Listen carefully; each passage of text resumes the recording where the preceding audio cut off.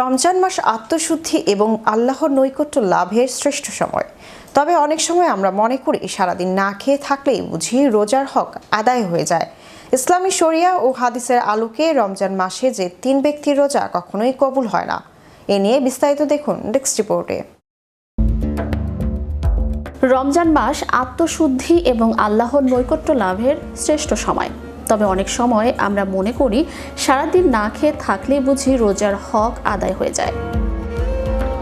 ইসলামী শরিয়া ও হাদিসের আলোকে এমন কিছু বৈশিষ্ট্যের কথা বলা হয়েছে যা থাকলে একজন ব্যক্তির রোজা আল্লাহর দরবারে কবুল হয় না।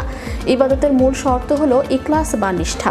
যদি কেউ শুধুমাত্র মানুষের প্রশংসা কুড়ানোর জন্য বা সমাজে নিজের ধার্মিকতা জাহির করার জন্য রোজা রাখে, তবে সেই রোজা আল্লাহর কাছে পৌঁছায় না। মহানবী সাল্লাল্লাহু আলাইহি ওয়াসাল্লাম বলেছেন, যে ব্যক্তি লোক দেখানোর জন্য রোজা রাখলো সে শিরক করলো।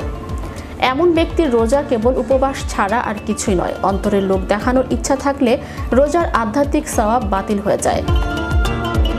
রোজা কেবল পেট ও লজ্জাস্থানের সংযম নয়, বরং এটি জিহ্বা ও আচরণেরও সংযম। অনেকে রোজা রেখেও দিনভর মিথ্যা কথা, গীবত এবং ধোঁকাবাজিতে লিপ্ত থাকেন। বুখারী শরীফে একটি হাদিসে এসেছে, যে ব্যক্তি মিথ্যা কথা বলা এবং সে অনুযায়ী কাজ করা বর্জন করেনি, তার পানাহার ত্যাগ করায় আল্লাহর কোনো প্রয়োজন নেই। রোজা রাখা অবস্থায় অন্যকে গালি দেয়া বা বিবাদে লিপ্ত হওয়া রোজার মাহাত্ম্য নষ্ট করে দেয়। ইসলামের দৃষ্টিতে এটি একটি প্রাণহীন দেহ এর মতো ইবাদত। রোজার কবুলিয়াতের অন্যতম প্রধান শর্ত হলো হালাল রিজিক। একজন ব্যক্তি সারাদিন রোজা রাখলেন, কিন্তু তার ইফতারি বা সেহরি খাবার যদি হারাম উপার্জনের হয়, তবে সেই ইবাদত কবুল হওয়ার আশা করা যায় না।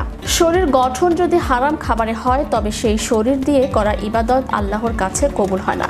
রাসূল সাল্লাল্লাহু আলাইহি সাল্লাম এমন এক ব্যক্তির কথা উল্লেখ করেছেন, যে দীর্ঘ সফর করে মোনাজাত করছে, কিন্তু তার খাদ্য, পানীয় এবং পোশাক সবই হারাম, ফলে তার দোয়া কবুল হয় না। হারাম উপার্জনের ফলে অন্তরে কলুষতা তৈরি হয়, যা ইবাদতের একাগ্রতা নষ্ট করে দেয়। রমজান আমাদের সুযোগ দেয় নিজেকে বদলে ফেলার। আমরা যেন সেই দুর্ভাগাদের অন্তর্ভুক্ত না হই যারা সারাদিন তৃষ্ণার্ত ও ক্ষুধার্ত থেকেও কোনো সওয়াব পায় না। আমাদের উচিত শুধু না খেয়ে থাকা নয়, বরং চারিত্রিক ও আধ্যাত্মিক উৎকর্ষ সাধনের মাধ্যমে রোজাকে সার্থক করে তোলা। Channel Europe news desk.